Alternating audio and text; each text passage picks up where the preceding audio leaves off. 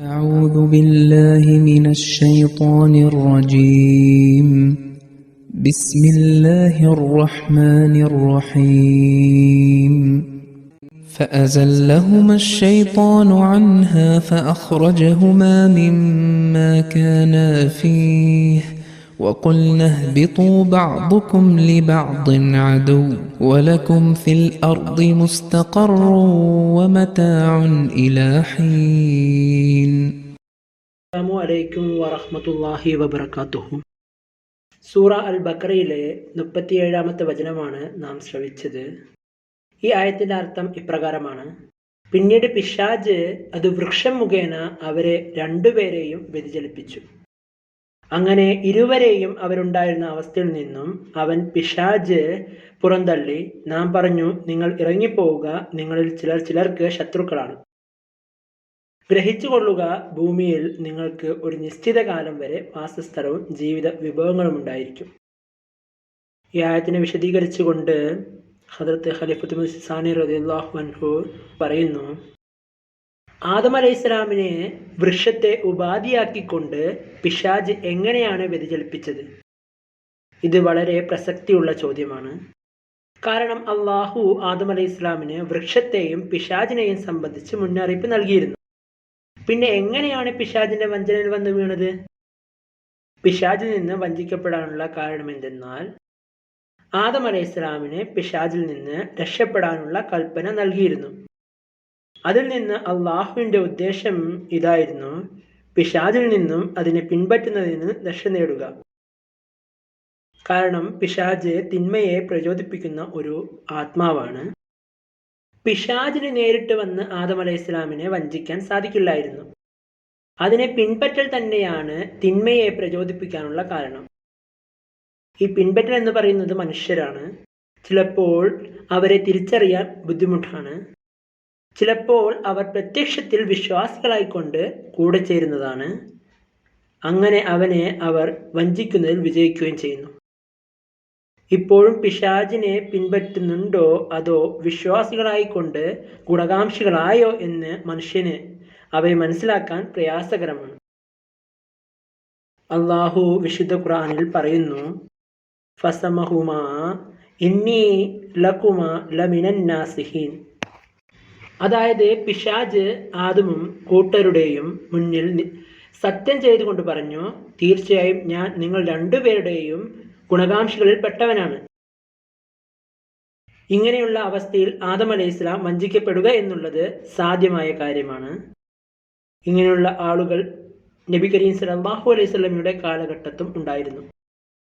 പക്ഷേ റസൂൽ കരീം സല്ലല്ലാഹു അലൈഹി വസല്ലം അവസാനത്തെ പ്രവാചകൻ ആയിരുന്നതിനാൽ അള്ളാഹു വെളിപാടുകളിലൂടെ കൃത്യസമയത്ത് പിശാചുക്കളുടെ ആക്രമണത്തെക്കുറിച്ച് മുന്നറിയിപ്പ് നൽകിയിരുന്നു. ഇസ്ലാമിന് താൽക്കാലികമായി പോലും അവർക്ക് ദോഷം വരുത്തിവെക്കാൻ കഴിഞ്ഞിരുന്നില്ല. എന്നാൽ ആദം അലൈഹിസ്സലാമിന്റെ പിശാച്, അല്ലെങ്കിൽ അക്കാലത്തെ Abdullah bin Ubayy bin Salul, Adam അലൈഹിസ്സലാമിനെ സ്വർഗത്തിൽ നിന്ന് താൽക്കാലികമായി പുറത്താക്കുന്നതിൽ വിജയിച്ചു. ബാക്കി നിൽക്കുന്ന ചോദ്യം ഇതാണ്: ഏത് പ്രവൃത്തി കാരണമായിരുന്നു പിശാച് വഞ്ചിച്ചത്? ഇതിനുള്ള മറുപടി ഇതാണ്: അള്ളാഹു ഏതോ നല്ല ഉദ്ദേശത്തോടെയാണ് അത് മറച്ചു വെച്ചിരിക്കുന്നത്.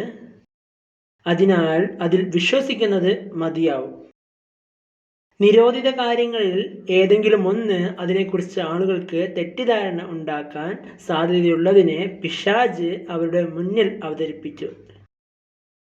നബി കരീം സല്ലല്ലാഹു അലൈഹി വസല്ലമയുടെ കാലത്തെ കപടവിശ്വാസികൾ ചെയ്തതുപോലെ അക്കാലത്തെ ശത്രുക്കളുമായി ബന്ധം സ്ഥാപിക്കാനും പ്രേരിപ്പിച്ചിട്ടുണ്ടാവും. ചിലരുടെ മനസ്സിൽ സംശയമുണ്ടാവാം, അതായത് പിശാച് ആദം അലൈഹിസ്സലാമിനെ വഞ്ചിച്ചത് വെളിപ്പെടുത്തിയിട്ടില്ല എങ്കിൽ ഒന്നാമത്തെ ചോദ്യം, അതിൽ നിന്ന് എന്ത് പ്രയോജനമാണ് എടുക്കേണ്ടത്? രണ്ടാമത്തെ ചോദ്യം, ഖുർആന്റെ ശത്രുക്കൾക്ക് തെളിവില്ലാത്ത ഈ പ്രസ്താവന, ആരോപണം ഉന്നയിക്കാവുന്നതല്ലേ? ആദ്യത്തെ ചോദ്യത്തിനുള്ള മറുപടി, ഈ സംഭവത്തിൽ നിന്ന് നമുക്ക് മനസ്സിലാക്കാനുള്ള കാര്യം, ശത്രുക്കൾ നന്മയുടെ മറവിൽ വന്ന് തെറ്റിദ്ധരിപ്പിക്കാൻ ശ്രമിക്കുകയും നന്മയുടെ മറവിൽ തിന്മ മറയ്ക്കുകയും ചെയ്യുന്നു എന്നതാണ്. മുസ്ലിങ്ങൾ ഇതിനെക്കുറിച്ച് ജാഗ്രത പാലിക്കേണ്ടതാണ്. പിശാച് ആദം അലൈഹി ഇസ്ലാമിന് ഒരു പ്രത്യേക കാര്യത്തിൽ വഞ്ചിച്ചു. ഇത് വിവരിക്കേണ്ട ആവശ്യമില്ല, കാരണം പിശാച് ഓരോ കാലഘട്ടത്തിലും പുതിയ രൂപമാറ്റം സ്വീകരിച്ചുകൊണ്ടിരിക്കുന്നു. ഈ ഒരു പ്രത്യേക സംഭവത്തെ വിശദീകരിച്ചാൽ പോലും മുസ്ലിങ്ങൾക്ക് യാതൊരു ഗുണവും ഉണ്ടാവുമായിരുന്നില്ല. ഏതുവരെ സംഭവം വിവരിച്ചിട്ടുണ്ടോ അത് വിശ്വാസികൾക്ക് കപടവിശ്വാസികളുടെ കുതന്ത്രങ്ങളിൽ നിന്ന് ജാഗ്രത പാലിക്കാൻ മതിയായതാണ്. രണ്ടാമത്തെ ചോദ്യത്തിനുള്ള മറുപടി ഇതാണ്: ഖുർആൻ നിഷേധികൾ അത് മുതലെടുക്കുമെന്ന ചോദ്യത്തിന് സ്ഥാനമില്ല. വിശുദ്ധ ഖുർആന്റെ അധ്യാപനങ്ങളിൽ 2 ഭാഗങ്ങളാണുള്ളത്. ഒന്ന്, ഒരു ഭാഗം വിശ്വാസികൾക്കും അവിശ്വാസികൾക്കും പൊതുവായുള്ളതാണ്. രണ്ടാമത്തെ ഭാഗം വിശ്വാസികൾക്ക് മാത്രം ഉപകാരപ്പെടുന്നതും അതിൽ നിന്ന് ഉപദേശങ്ങൾ ഉൾക്കൊള്ളാവുന്നതുമാണ്. യുക്തിസഹമായ തെളിവുകൾ, പൊതുവായ ദൃഷ്ടാന്തങ്ങൾ, വിവിധ മതങ്ങളുടെ ഗ്രന്ഥങ്ങളിൽ നിന്ന് പകർത്തിയ തെളിവുകൾ എന്നിവയുള്ള ഭാഗം വിശ്വാസികൾക്കും അവിശ്വാസികൾക്കും അല്ലെങ്കിൽ വിശ്വാസികളും പ്രത്യേക മതങ്ങളുടെ അവിശ്വാസികൾക്കും വേണ്ടിയുള്ള തെളിവാണ്. പ്രത്യേകമായും ആത്മീയ കാര്യങ്ങൾ വിവരിക്കുന്ന ഭാഗങ്ങൾ വിശ്വാസികൾക്ക് മാത്രം ഉപകാരപ്രദമാണ്. അവിശ്വാസികൾക്ക് ആദ്യം അവരുടെ വിശ്വാസങ്ങളിൽ പരിഷ്കരണം ഉണ്ടായാൽ മാത്രമേ പ്രയോജനപ്രദമാവുകയുള്ളൂ. അതുകൊണ്ട് അവിശ്വാസികൾക്ക് അതിൻ്റെ ജ്ഞാനം മനസ്സിലാകുന്നില്ലെങ്കിൽ അതിൽ ഒരു അധിക്ഷേപിക്കാനുള്ള കാര്യവുമില്ല. വാഹിർ ദഅവാന അൽഹംദുലില്ലാഹി റബ്ബിൽ ആലമീൻ.